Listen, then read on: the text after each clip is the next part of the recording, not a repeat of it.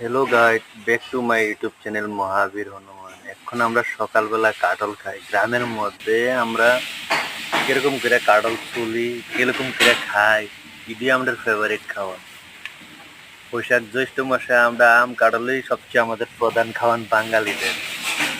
দেখেন এখন আমরা কিরকম করে কাটলটা বাইর করি, কাটলটা ভাঙ্গা সেটা, তারপরে এটারে সুন্দরভাবে চালমু। চালনের পরে কোষ্টি লইয়া সেরা চাইল্লা সেরা লবণ দিমু, একটু দুধ দিমু,